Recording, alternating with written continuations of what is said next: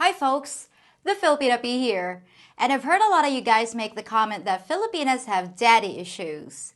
We do seem to gravitate towards older men to take care of us, and it's true, we often end up with older partners. But while many of you seem to think it's all about the money, it actually goes much deeper than that. Well, today I'm going to be dropping some truth bombs on a sacred Filipino institution, the family, so we can track down the source of this urban myth and see if Filipinos really do have issues with their fathers and what effect that might have on your relationship. Does that sound good to you, Daddy?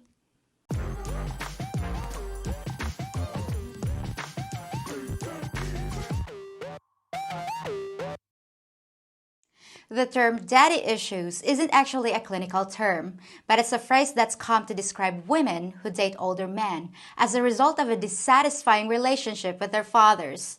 It stems from a desire for the love, support, and approval they didn't get as a child and now desperately crave. Daddy issues can technically apply to men too, but it's almost always used in reference to women, and that's how I'll be using that term today.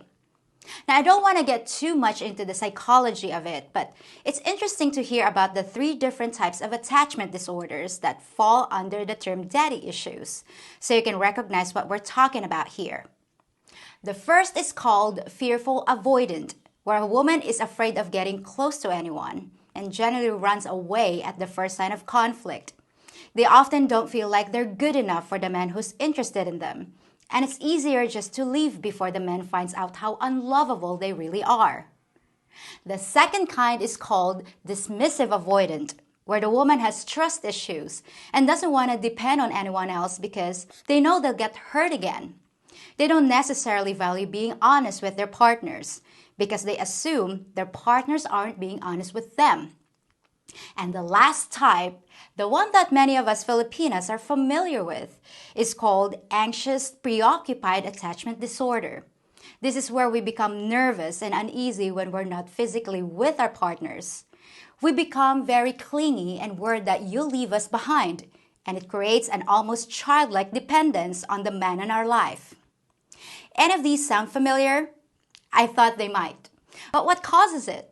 What happens in our lives that leaves us with a bunch of daddy issues? Well, there's a classic textbook reason, and then there's a lot of Filipino reasons, and they can all pile up, one on top of another, to create quite a mess. First, the textbook reason. Having a father who might be physically present in the home, but who doesn't offer any emotional connection to his daughter, is the most basic cause of daddy issues. If a father doesn't take a genuine interest in his daughter's affairs, or doesn't make it clear that she's valued, the girl will grow up to feel unloved and seek validation from some other man, often one that's old enough to be her father's age. This is very common in the Philippines, but that scenario just scratches the surface. I'm going to take you all the way down and show you the stuff that actually goes on here. The stereotype of the close-knit Filipino family isn't always what you think it is, and a lot of times, it's actually a dysfunctional mess. We're often kept together by familial obligation, just as much as a concern for each other's well-being. But when we're always worried about what's best for the clan, the real victim is the child. Although it might not look like it on the surface, many Filipino kids come from broken families that have been restructured to hide the cracks. If you don't look too closely or ask many questions, you'll never even be aware of all the layers of duct tape and superglue that have been used to make things look respectable. Here's an example. When a woman has a child out of wedlock, sometimes the family will take evasive action to let the mother and the family save face and avoid bringing shame onto the clan. They pretend the daughter's on vacation or off working somewhere until she's given birth. And when she reappears, the child is claimed to be the grandmother's, and it's raised to be the sibling of its mother. I know this kind of thing occasionally happens in the West too, especially long ago when people still worried about the shame of having a child out of marriage. But the practice of hiding a child in plain sight is so common here, it would blow your mind. But the damage to the child has just begun, because now he's often lied to by his entire family, and the deception can go on for years or even decades. Sometimes the kid finds out the truth from bullies at school or years later from distant relatives that the child's family started feuding with. There are even times when the family will move so that no one suspicions about the kid's lineage and the secret is kept forever, or maybe until there's a deathbed confession. How would you like to find out that it was your mother that just died, not your sister, and everyone around you, the people you should be able to count on, have all been lying to you your whole life? Can anyone say head games? No matter how or when you find out your sister is actually your mother, zero thought has been given to how you might be affected by the news. And all of that is done to protect the reputation of the family, of the clan, and to preserve the honor of the mother. But what about you, the kid? As a child who just had their world shaken to its core, you're just supposed to suck it up and go finish your homework. Oh well, sacrifices must be made, right? And who better to sacrifice on the altar of public perception than the kid, who's the only one that doesn't know what's going on? Once again, an example of saving face causing a harmful deception. But that's not the only reason a child's world can feel unstable here. If one parent dies, a child can be sent away and hidden with relatives, so that the surviving parent can increase their chances of attracting a new mate by appearing to have a clean slate. So instead of just having to deal with the death of your mom, you get a 2-for-1 deal, and it's like you suddenly lost both your parents. How nice for the child. And we haven't even mentioned what happens when your parents are OFWs and have to accept multi-year contracts to work overseas. Once again, kids are sent away to live with relatives. So instead of growing up in a household with a mother and a father, which is unquestionably the best situation for the child, kids of OFWs might get raised by extended clan. Shuffling kids around is definitely better than being raised by strangers, but it can still leave a child feeling like she's not the top priority in the scheme of things. And growing up knowing that stuff like this happens all the time can leave you feeling vulnerable, like your life is always on thin ice. Your reality can suffer a quantum shift at any moment because parents here can find all kinds of reasons to ship you off. But even if the nuclear family stays intact, with both the biological mother and father still under the same roof as the kids, the conditions that cause daddy issues are still a problem because Filipino fathers and daughters often have trouble showing affection. For all its perceived flaws and faults, Western culture sure does seem to encourage telling your kids how much you love them, which turns out to be a very important thing.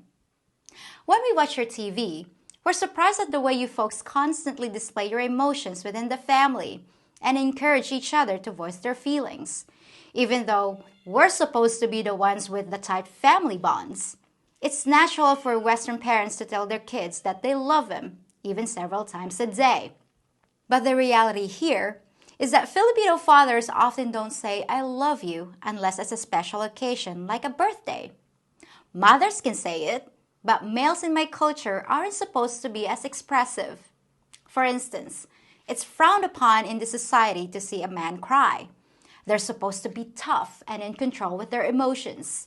I know you don't think of Asian guys as being very macho, but it's one of the things left over from the Spanish occupation. Parts of the macho culture remain here.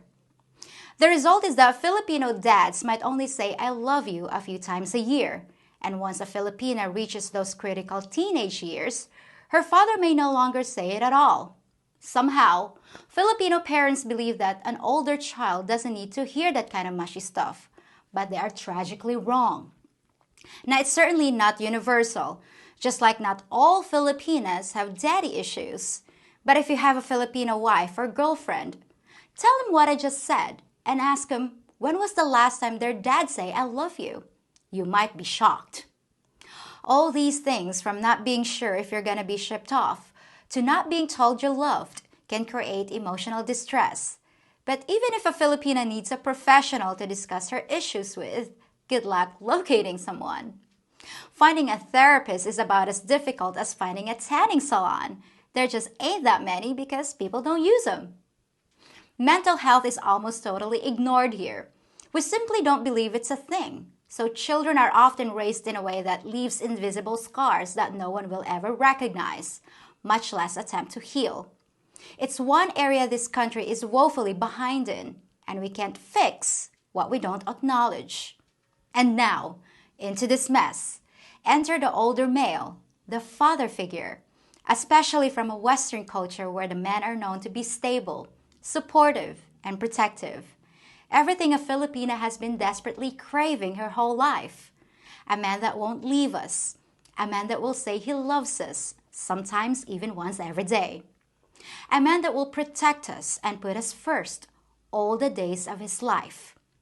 You people that want to say it's only about money, money, money really have no clue.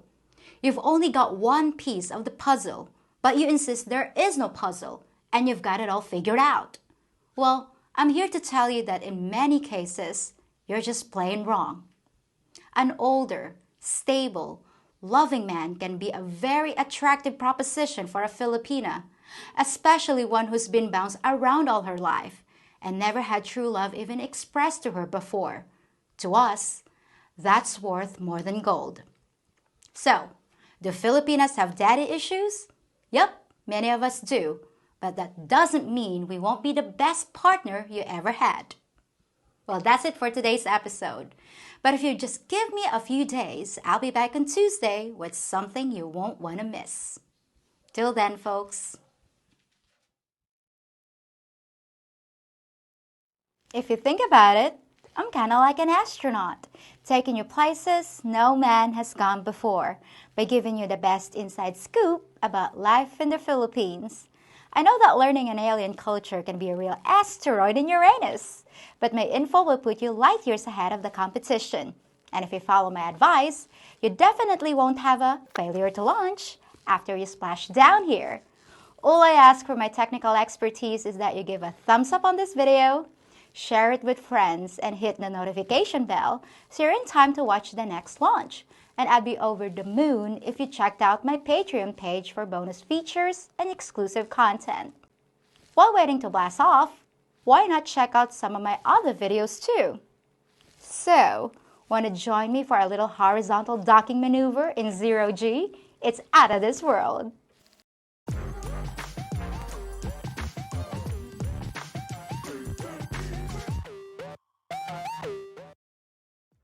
Is that a rocket in your pocket, or are you just happy to see me?